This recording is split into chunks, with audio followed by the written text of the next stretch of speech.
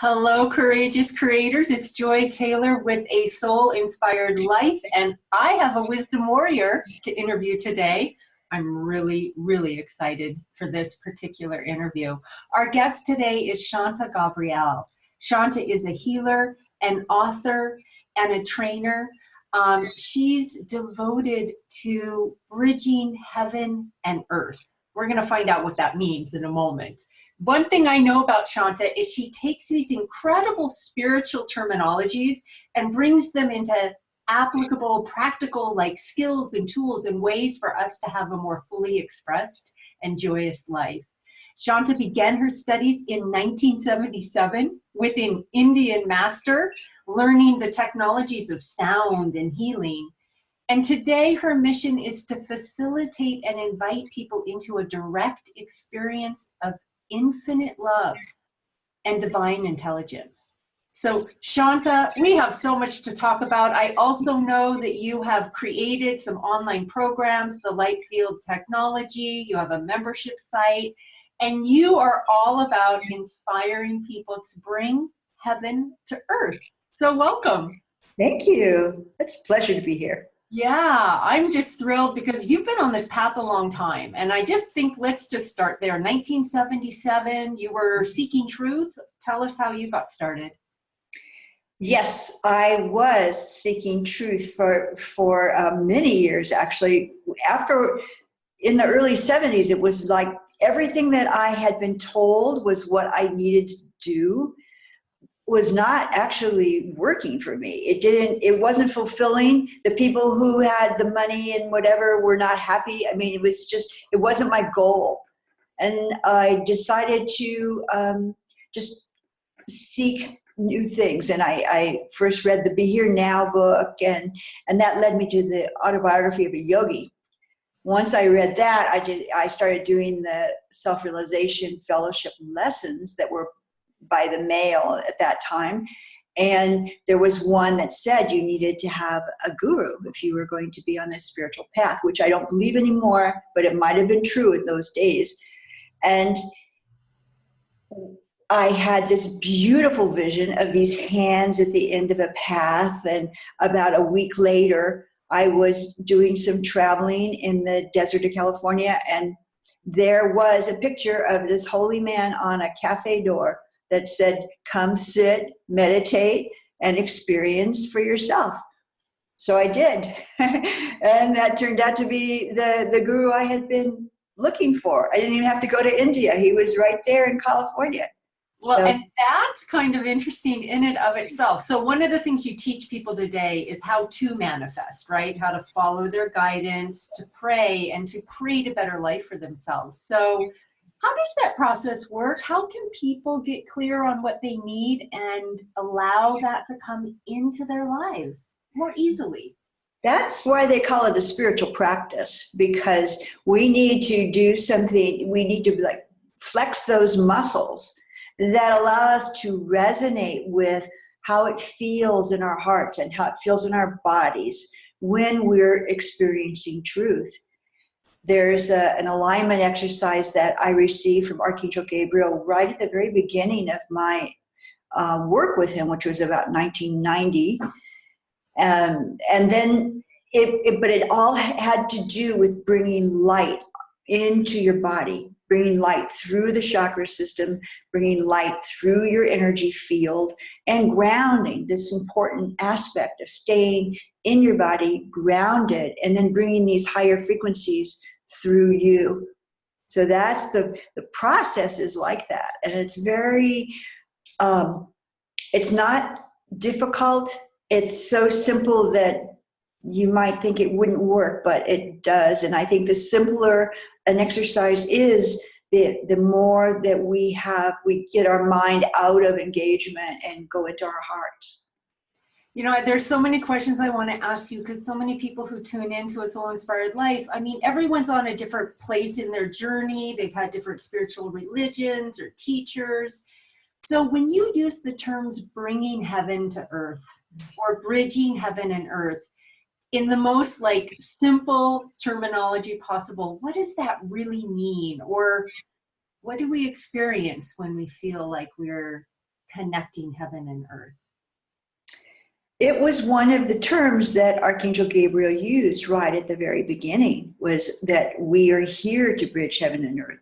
We're here to bring our spirit into our daily life and be able to infuse our daily existence with more inspiration, with more purpose, with more meaning. So that's what I really mean by bringing heaven to earth. That's beautiful and simple and so resonant with what I believe to be so true as well. Archangel Gabriel. Yeah. Who is he? He is a being of light. The archangels are actually have these qualities of consciousness, and each one of the archangels carries a teaching that we're here to experience if this is our path. And for me, the archangels showed up. I wasn't looking for them, but I was asking for my new soul path to open. I said, I'm ready to do my soul purpose, bring it on. And the next thing I knew, there were archangels standing in my living room, kind of dramatically. It's a whole other story. It's on my website called My Initiation with the Angels. But it was a surprise, and it wasn't at first something I was looking for. But Archangel Gabriel just he taught me how to receive messages. He taught me how to connect with my highest self, which is one of the things that I think we forget. You know, we're asking for certain teachers or certain ascended masters or angels to come to us, when our higher self, which is actually a true part of our energy system, that is our soul's voice. It's connected to our soul. It knows what we came here to do. And so we are connecting with a part of us that knows the lessons and the path that we're here to follow.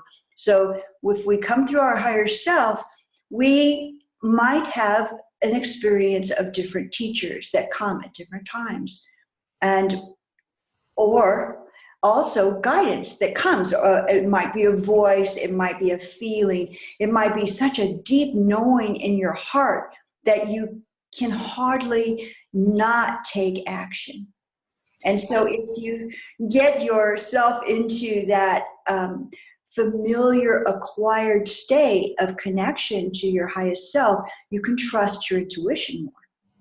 I think a lot of people can relate to that. I mean, just pretty much everyone has had those experiences, those gut feelings, and followed them, and things work out, and they work out better than we even can anticipate. Yes. So I'm noticing as you're talking that your life is a conversation with prayer, you know, and just this idea of asking for what's next or asking to live your soul purpose. Do you feel like you just expect the answers will come? And is that something we or all the listeners ought to do, is expect the answers will come? That's what faith is. You know, that and I do, it's ask and the door shall open. I really believe that we need to ask. When we're asking, we're letting the universe know what our interest is, where we want to put our attention, what we're willing to experience. And so I believe it's really important to ask for those specific things that we're wanting to have more of in our lives. There's different ways of asking. Begging isn't my first choice of a prayer, but sometimes that's what we're here for. We just need to. And so I think that prayer is the first response, not the last choice of what we want to do. And so I usually will pray for alignment and bring the light all the way through me and make sure I'm grounded. I'll pray for guidance. I'll just say, something happens and I'll say, that's what I want to experience more of, just like that, and then I say thank you, because sometimes asking in advance, you also want to say thank you in advance, because the answer is going to come. It may not come in the form that you thought about, but it does come. It always has. I just love this. This is such powerful takeaway, just to consistently pray or to put out intention, and then also the gratitude.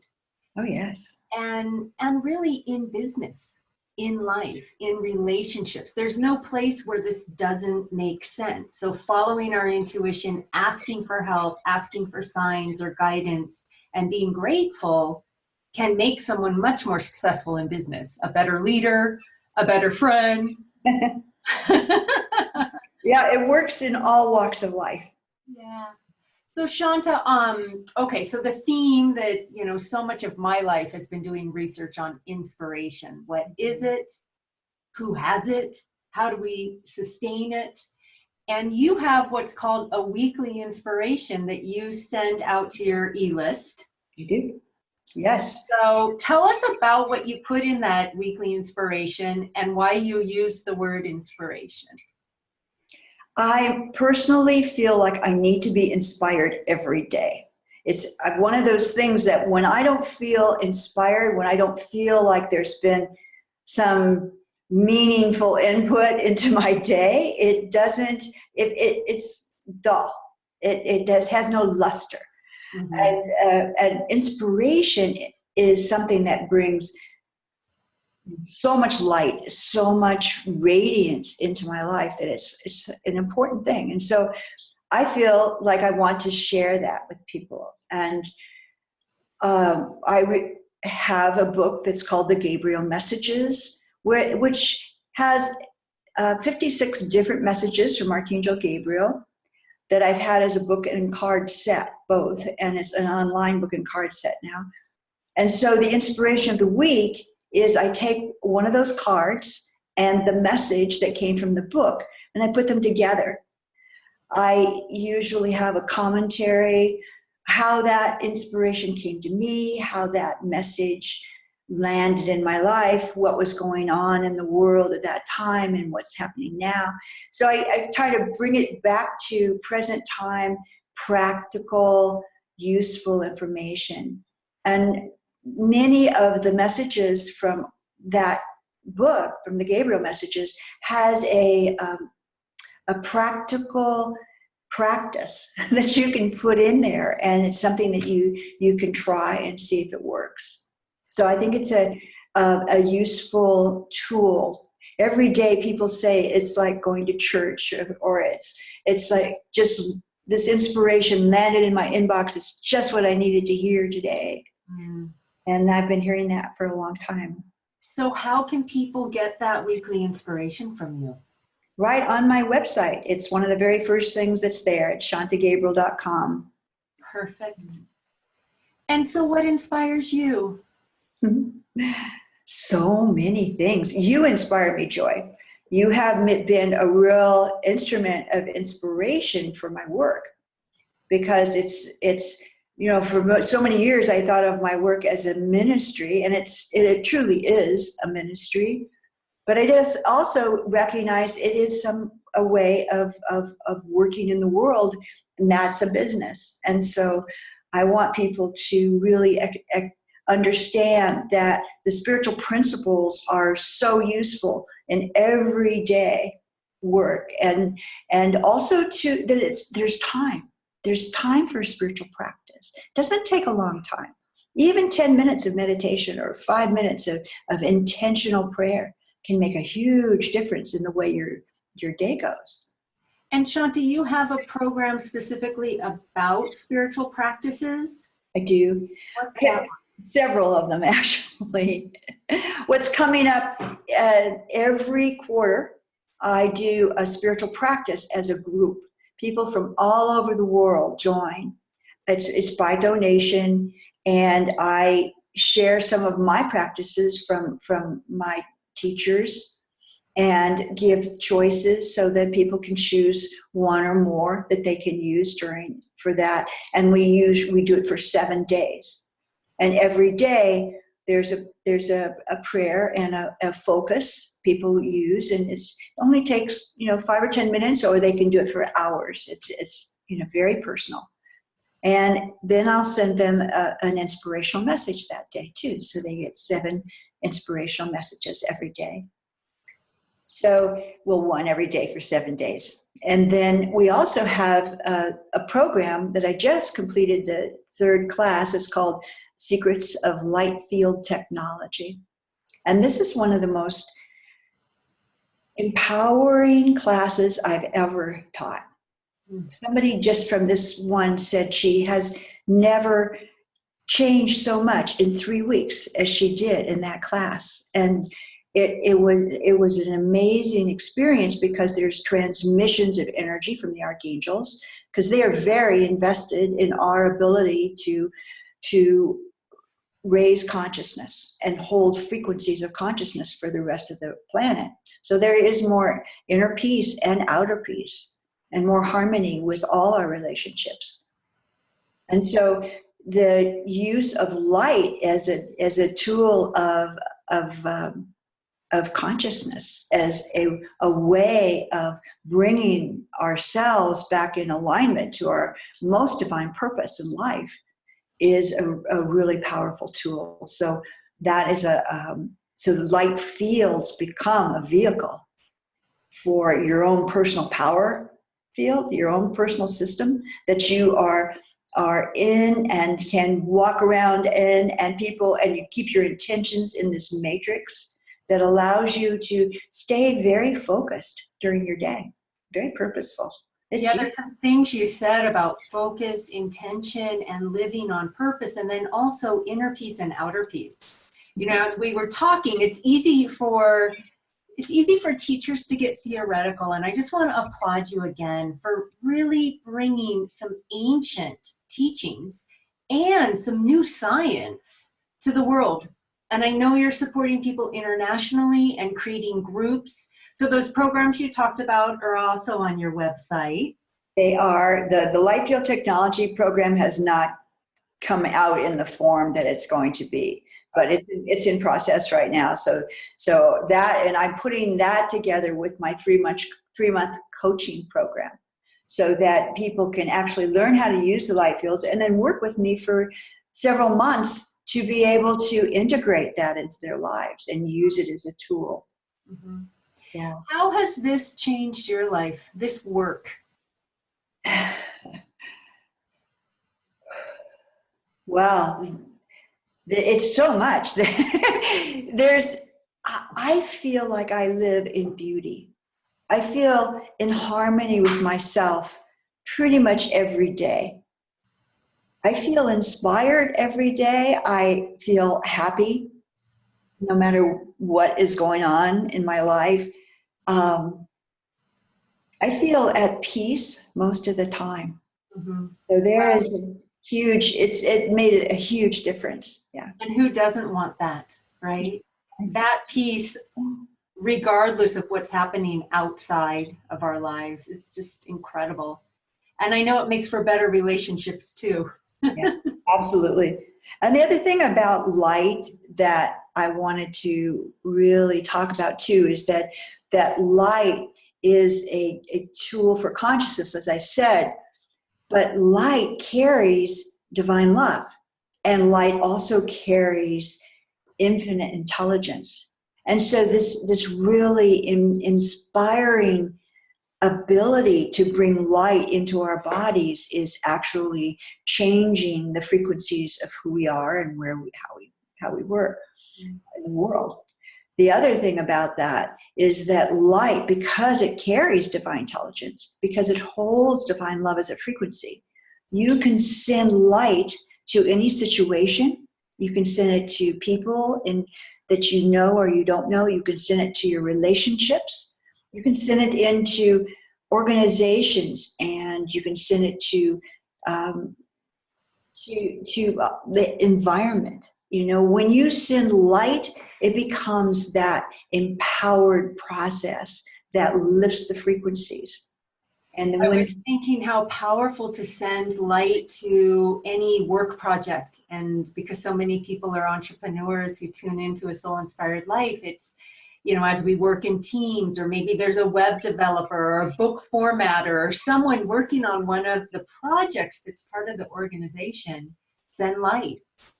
Absolutely. Shanta, when people send light, is there a color? Does it matter? What do you recommend? I like to send gold light. I just see the golden light of the sun seems to hold so much beauty and energy for me. So I use gold light, but it doesn't really matter. There's also many, many people who believe in violet light and the power of violet. So, and white light, so I don't think there's any wrong answer in that one. You just send whatever your heart feels to send, and that's the right thing. All right. Shanta, how fun to spend time with you and learn more about you and your work and to inspire everyone else that's listening in today. Yes, thank you. I know one thing before we close that is really, really a big part of your mission right now is bringing people together in groups. Absolutely. So maybe that's the last question is, what is the importance of people having good community right now? When we're in times of change like we are right now, this is the biggest time of change on the planet so in history. This has never happened before. So people are changing in consciousness. They're awakening to a world that seems to have a lot of differences. When we're working together, we can find out that we're not the only one that feels that way or has that belief system. And it does so much good to know that there's other people that can relate to what's important to you. And so I love bringing people together to discover that. And also in India, they've been doing this for centuries, where they put people into spiritual communities because it's like being protected. That you're like a little tree, and you put that little brace on the tree, so as it grows, its inner trunk gets stronger. And so it's the same kind of thing for us when we are growing and becoming more attuned to the spiritual world. Having that support is really valuable. And the last thing is that many studies have been done on the power of group practices. And they found out that it takes very few people to reach all the people in the world, to change the consciousness. They found out that things like less emergency room visits, less accidents, all different kinds of things happen, less violence on the streets, that when a concentrated group meditated together, that it changed the world around them as well. And so I think that there are groups all over the world now of people who really believe that holding a frequency of love is going to make a difference to the world. And with that many people coming together with that focus, it's going to make a difference. And we all can play a part in making that difference. Absolutely. Yeah. Well, thank you for creating community. And I know on your website, there's invitations to join your membership group and obviously the inspirations of the week and your book and all sorts of beautiful, beautiful gifts. You are sincere. You're sincere on your path. You are truly a wisdom warrior, Shanta. Thank you for being with all of us. And thank you, listeners, for sharing, right? For really being here and showing up and being a part of the change. Being a change agent, being a courageous creator. Thank you, Shanta. Yes, thank you, Joy. Namaste. And until we meet again, live, love, and lead a soul-inspired life.